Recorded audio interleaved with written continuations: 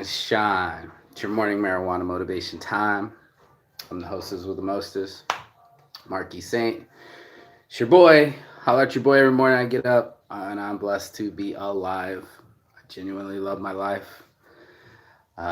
We make shirts to say I love my life, and this message goes to all those people that aren't loving their lives. Uh, One of my dearest friends called me today, super depressed. And I am so grateful he made the call. Somebody's hammering while I'm talking. Welcome to Brazil, where there's construction in every corner, every block. Somebody's hammering, concrete, and bricking, cementing something. Here's how it goes, right? So your boy has been on the case for quite the minute about mental disorders, depression, and building a brand around people that are surviving depression. I like to consider myself a depression survivor, and then I relapsed because it's so subtle. And my friend, he was slipping. I knew it. I was like, "You weren't showering, huh?" I'd shower for 5 days. I didn't brush my teeth. I didn't give a fuck about some fucking hammering going on. Your boy Saint literally is a multiple time victim of depression. And I don't even know how to say that, all right? Like multiple offender? Sounding like court case. Anyway, that's what the friend called about, you know. He said he got widowed, which really concerned me. I'm like, your wife died? And then he meant divorce because he just didn't know the right word. But it didn't stop the feelings from happening. I could see it on him. He was crying randomly, and I'm got my big teeth and I just snarl it ear to ear. You know what I'm saying? Like, that's a lot, you know, to have friends that aren't happy and also being there makes this a deeper show. And anybody gets to watch the show gets to go deep with me. It's only 3 minutes in and we're going deep about the things that make us depressed. Okay, here, I'll start off soft. Here's a softball for you. Softball is I'm watching the episodes of the Olympics, and these people, one of the guys was a rugby guy, one chick, this wasn't the Olympics, but another chick was a swimmer, and you come down, you accelerate with all this support and people proud of you, and you're just like fucking launching Kanye West and up, just about to hit the stratosphere because everybody loves you, everything's okay, you have something to strive for, if you have a problem, push through it, you got another lap, you don't have to pay attention to that. And it's very much a lot like heroin, where it's going to do that numb, everything's all right, let's just forget that ever happened type thing. And I know a lot of us like to do that, especially with alcohol. It's a quick dopamine rush, and then it's that numbing that comes with it, and most people don't talk about, but that drunk, they call it drunk, but it's numbing to self medicate ourselves to alleviate the amount of pain. Here's my heart. The amount of pain that we feel inside of our hearts, and distress and stress and anxiety and all these other things. I want to hear the uh, the birds over the dogs and the. Should I just turn that? Should I just close the door? Anyway, stoner thoughts. But yeah, when you have what's not a stoner thought is a very sobering thought, is facing this amount of pain. He's sucking down alcohol and cigarettes like it's no other tomorrow, and that kills your appetite, and then you're not eating, so you're not showering, you're not eating, you're not sleeping right.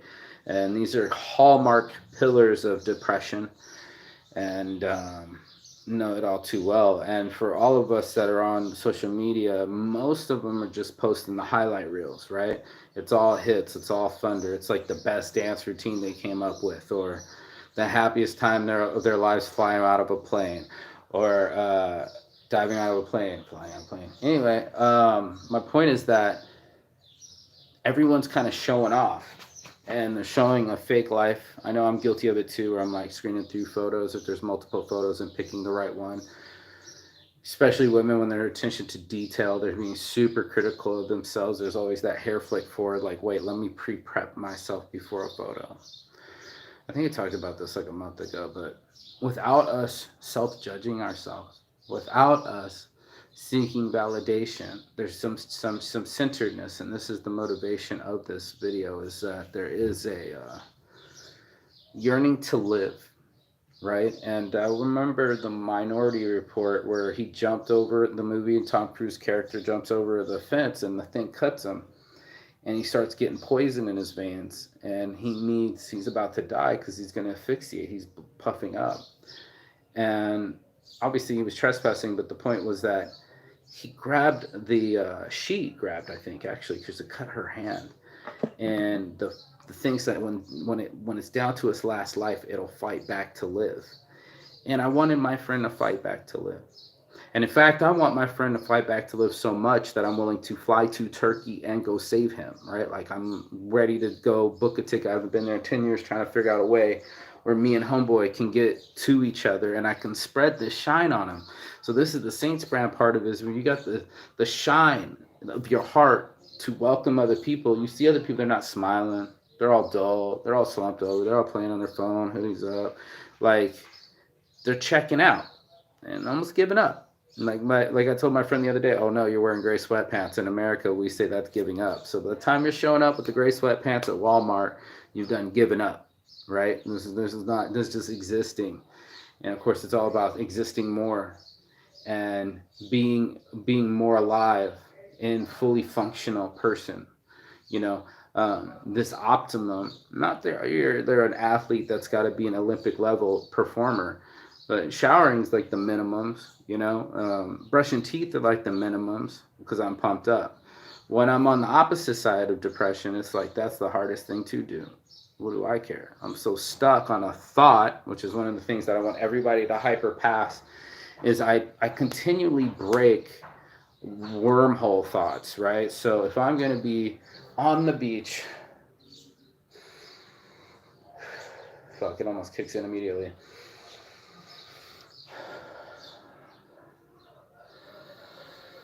I get to see the beach every day, and I have to remind myself to unclench my jaw.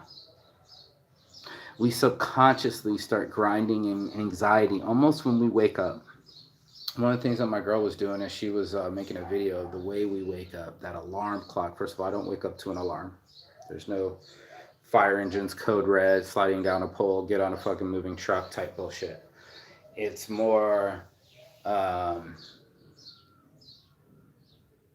body wants to get back into this game called life. The most important game going, and that's why I'm doing this video, because I've already lost a really close friend to suicide. And of course, everybody always said there weren't any signs, or, you know, my friend had signs. His hair looked disheveled, he had the beard going, you know, just, you know, in pajamas, parents around him, like, could barely eat. It was all over swimming, crying intermittently. And I'm not calling him out because this is everybody's friend. This is anybody's ever. And I hope they make the call, and I hope you answer the call. So this is a shout out to whoever's watching the video. So it's like, please make that call, right? Like, opening your circle of influence, not letting the world be so tight that we see no light, that we don't see our way out of it. We can't see better days. We can't imagine better meals. We can't imagine touching and love. It feels so far away from us. In fact, depression is almost like the opposite of love. When you don't have love for yourself and no one's loving you, or you feel like no one cares anymore, like those athletes, it comes together and combines. And that's such an interesting thing for us as humans, to be able to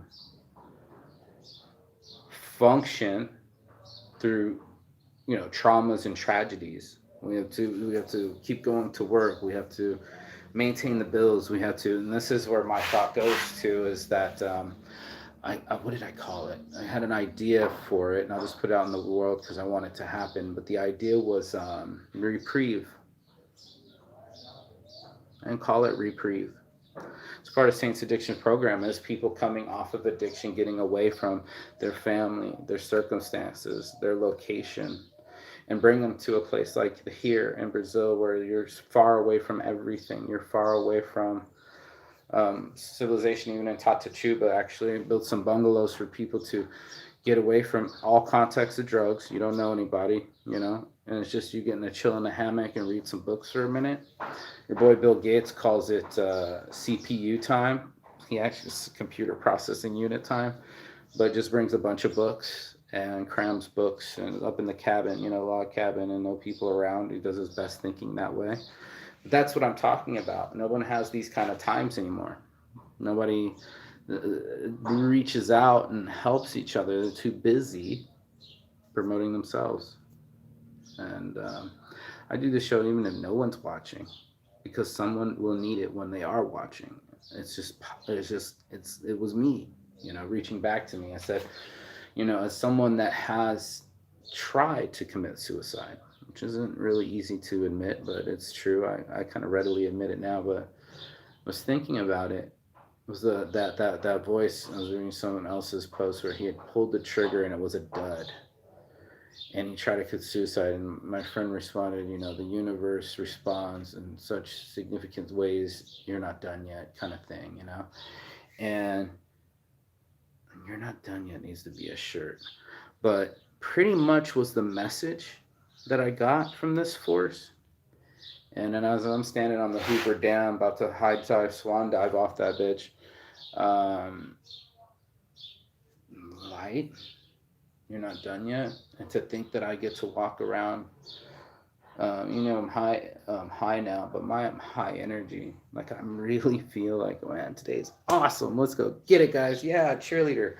And I'm a little too much for most people. Are like, man, I'm still thinking about my bills, or my wife's leaving me, or whatever other things that breaks our hearts. And we got to bring color into our lives, with this still room behind me. We got to bring color into our lives and listen to the birds chirp. We got to look at the plants. We got to consume the plants. That's literally how the mammals are. It's beautiful. And that's what we are. We're mammals surviving on a planet, and it's not easy. Survivability is not easy, so we have to function together. And we've learned that. We learned that we work better in groups, right? And together we stand tall. So it's so important that we include our friends, that we include our circle of influences almost immediately when we feel these kind of way. And that's why I'm saying make that call was this thing, because I'm so grateful my friend made that call. Probably one of the most significant calls of the day was just like, this is my little bro. It's just my Kardish. And if he's depressed, I haven't heard from him, you haven't checked on your friend that you haven't heard of in a long time. This is like, when I was thinking people are making bombs, you got motherfuckers like your boy, the Unabomber. Ain't nobody hell way they'd be able to do that if somebody was checking on them all the time. Like, just seeing if you're alive. Where are you? How are you? What are you up to? And that's it, man. If everybody had a check-in buddy and they didn't hermit and live out in the fucking wilderness, everyone in this hyper-connected age should have a person that they can FaceTime, get on the case, and be able to talk to somebody wherever they are in the world. And that's one of the most fantastic feelings, I'm telling you right now, because I haven't been to Turkey in like 10 years. And it's almost their summertime, and it's going to be popping off beautiful. And I was thinking, man, I would love to go back and spend 3 months in Turkey. I just like that in my head. I was like, wow, this is going to be fucking awesome. So it's one of those kind of things where your boy travels the world. And I've always been able to travel the world, and it's been such a blessing to have a place that I can go to and not be stuck when I feel stuck. And that's part of my mental health. And that's why I'm kicking it back through Saints Addiction for all those people that are like, coming down and need a chance. I think it'll be better than rehab. It's just my strategy. Reprieve is the system for people that just need to get back on track. Like, how many of us just need a reprieve? I don't know if anybody knows by definition, but this is like a relaxing respite from like hard work, just to take some time off. Everybody expects you to balance emotionally without balancing financially, and like we talk about this all the time. So you'll be having to pretend you're a robot to keep the job that you have, only to have to function emotionally off of work hours. And we're human, we're not robots, you know? And like these things happen, people get divorced, kids, things lost, and there's no reprieve. It's always just like you're a robot, keep getting back to work. And that's such a shame because this is what happened. You know, this is how depression sinks in. This is why people can't see the light of life anymore. That light that I saw on the Hoover Dam, that thing that makes me pop up and show the flowers, the thing that makes me, hey, every morning. And I don't know what that is. It's just a knowing that we all have such a cool experience on this planet, that they're so visceral, man. I don't know, I'm getting sensations like any other human beings, but maybe heightened more because I'm tuned into the birds chirping in the background. I'm tuned into my breathing. I'm tuned into that beach. And even if you don't have a beach and you're watching this, you have your breath in your lungs. That's such a huge transformation that makes you make that phone call so you can call a friend and start empathizing. You know, there's not a lot of people that answer the call because they're so busy being selfish. Empathy over selfish has got to be a shirt. Let me write that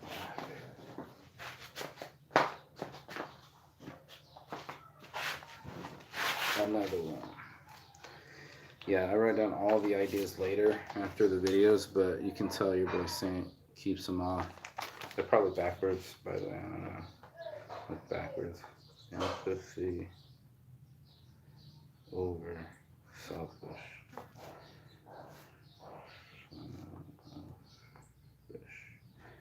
Boom, baby. Boom. So, everything that's possible, like we were talking about yesterday, it needs support. Like I need support. I have a circle of influence that I got. I got a spiritual mentor. I used to have a business mentor, but he died. Um, just mentors, friends, co-patriots, co-workers, somebody that's of allegiance to you and an alliance, somewhere that you can confide in. Most people get it from their family. If you're a little more family abandoned like I am, you might just have only one person to talk to, or you get friends that become family. But these people are key players in you getting out of the funk.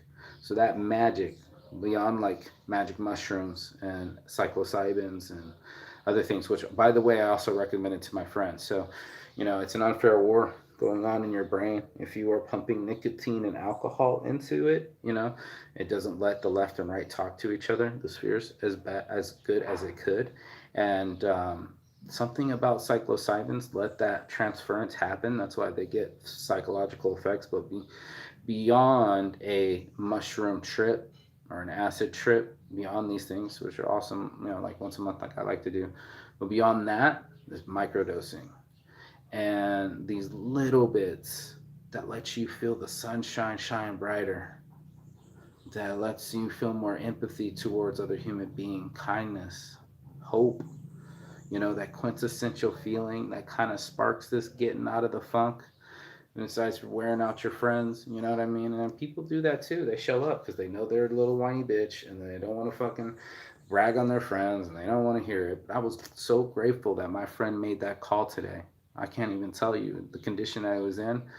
It literally makes me just want to swoop on him again. I took care of him one time when he was sick in Turkey. I'll never forget. And he's always like, "Oh man, you're my brother." Kardish means brother, and Abi means older brother. So Kardish Abi, kind of thing. And yeah, we teach languages here on this course.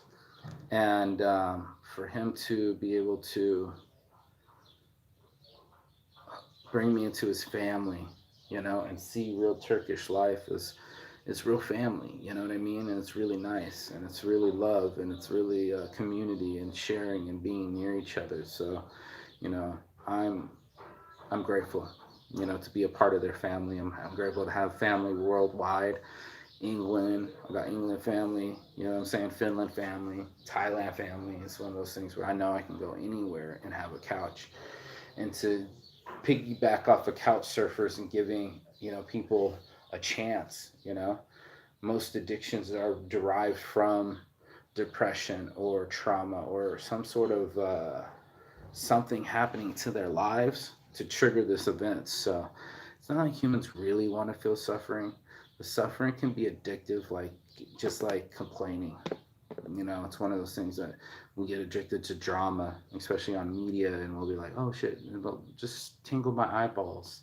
I just made that up, but this tingling of eyeballs, the eyeball catching, the algorithms, the everything that's literally dropping dopamine but making you junkie for dopamine again, and the telephone doesn't work unless a human being's using it, right? So if you're doing it just to talk to the other the not the algorithm, I guess you're talking straight to the algorithm, or FaceTiming a human being, getting a chance to actually talk to somebody. And I was so grateful to actually see him, even if he was crying, to get to share that thing that I call life, that love life, that I'm like, man, don't make me come fucking fly to Turkey to come save your life, because I will. Like, it's a possible thing. Like, what's up? Like, I'm coming to, you're not in good condition. Let me sprinkle some sunshine on your life. Let me make you some laughter. Let me spark your ignition again. Sometimes all we need is just that crank. Crank over the engine and do something with ourselves. And that's just something that most people, they just let motherfuckers suffer, and I just don't understand that. I don't understand this. I guess this is the selfishness again. It's just like the ignoring. So it's like, as long as I don't care if anybody's judging me, I'm ignoring and I'm numbing and I'm drinking and I'm in this zone where it's like, what? You're not human? You never felt depressed before? You never lost someone in your life? Really? Friendships, all of them aces? Like, come on. So that's why I do this show. Is to keep it real. Keep it real about having a daily addiction. Keep it real about everyone having an addiction. Keeping it real about blessings too. So this is what boom baby boom. You or me, I am you. Me, we over me, bro. We over me. No, but this is a truly, it was a blessed phone call for anyone that ever got a chance to get a phone call from a dear friend and they were in a bad way. I feel like those are the best plays of the day. I don't know how else to explain that, but that's the moment. It's not the ridiculous conversations anymore. It's not the fucking, hey, how you doing, bro? What's the weather like? Did you see that Dodger game? Like, none of that bullshit. It's a mayday. It's a SOS. It's a send help. And that call to be there and be like, dude, send in help, send in reprieve, sending the troops. I'm flying in a care package. If this was a video game, it'd come out. I'd hop out the box and give you a hug. You know what I'm saying? Like, for reals. And it needed that so bad. He needed some smiles, some shine, some remembering that life's worth living. That life is the best game going, that there are people that love you. And I even made him repeat these mantras, but if you watched this long, you get the kernel of knowledge at the end, right? So the kernel knowledge at the end is that mantras, repeating mantras to yourself, right? I am safe. I am loved. Everything's going to be okay. And those three pillars right there, I am safe, I am loved, and everything is going to be okay, are the things that transform some of my lives from full anxiety moments that I still get. It helps with social encounters. It helps with suicidal thoughts. It helps with normal stress in general, just to release my jaw, unclench and unhinge here, breathing here and seeing here. I'm seeing with my heart and not my eyes anymore. I see people that all want to make it and love something. Someone has a granddaughter, somebody has a brand new baby, somebody is a baby to someone else, and someone else is loved too, and they just want to be safe and they just want everything to be okay. So for the world, the healing for people that are depressed, the people that are having suicidal thoughts, or like they don't want to live anymore, and life stops being worth living, that's my favorite phone call. That's my favorite phone call because it's the one time that your friends need you the most. They don't need a dollar. They don't want to call the bullshit. They're not just sucking up your time. They're not calling up to talk about a relationship. It's the one time that you're worth more than your weight in gold, and that's your time to talk to somebody, to really hear them out, to really give them an opportunity to talk from your heart and heal somebody. You know, because we're all so emotional. We're all so dependent on each other. We're so dependent on the electronics. Just think about that, like right there, how many lonely people are grabbing that phone in uncomfortable situations and missing opportunities in the real world because they're clutching in anxiety in the fake digital world. I don't want to live in a digital world. I don't want to have to live and prove every moment that I have. I made my word to do this show because I started it in Periscope. It was just an app, and we would talk to people live all day, and I did pretty well at it. And then I was like, 2 million hearts later, let's try this Instagram thing, and it kind of didn't work. Did the Facebook Live thing, it really worked, and everybody I saw said, keep doing that show, keep doing that show. People need this, people need this. And I said, okay, bet. And as a survivor, I was like, you know, this goes out to me never losing another Bryce Hanson in my life. You know, I never to lose another close friend to me to things that I could almost lost my life to and not know. So I spend so much time. I don't want to talk about it, but it hurts because it's just like you don't want to talk about it, but I do. I do want to talk about it. I feel if I don't talk about it, it'll happen again. And if we keep sweeping it under the rug or forgetting them or promoting all the heroes that die in battle, but not the heroes that die from fucking bullets, that's the motherfucking shame of it all. You want in on this show? No. What's up? As well. I'm on live on YouTube. What can I do for you, sir? No, the guy you want to know, if you want, no one. Maybe later. Later. Yeah. Después. Yeah. So, yeah. Your boy Saints interrupted for weed deals, but more important was my friend. To know that he was feeling like a way that I know how it feels, and then I was feeling a certain type of way that everything feels good. I was quickly and readily going to share my shine, just like I do every morning with Saints Brand. I share my shine, and that way we light up the world. We remember that we're close. Each one of us has something that we care for. Each one of us was made out of love or some kind of spark, some kind of intimate contact, some kind of human contact. And I think that's what's so sad about technology is our human contact level goes all the way down, and we got nobody to talk to, and then everybody's gone, and then you get worse, as if you could have gotten any lower.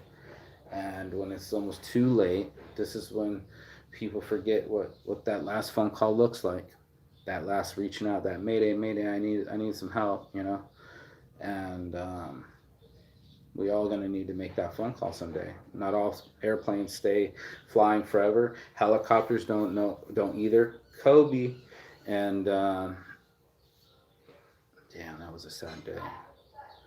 So, you know, to all the people experiencing a sad day and having depression, divorce, loss, you name it, hearts go out to you. We're just reaching out to you and just go call, make that call. Be the first to initiate because we're all ignoring each other. We got to be the first to initiate. We got to take some sort of direction out of our funk and go, hey, I'm not doing so good. Hey, can you talk? Yo, you busy? Please be there. Please be there. Please be there. It's your boy Marky Saint on my heart from the start. I love my life. And I'm sending love to you guys too worldwide. That's how we can do it. This is awesome. This is like awesome that you can give love, and that's what I did today. So make that call. Love y'all. Peace and love. And as always, Chigathon. That means goodbye but not forever. And I'll see you on the other side. Oh, like, follow, share, subscribe at Saints Addiction. Keeping it real about addiction. It's your boy Marky Saint. Let's do better.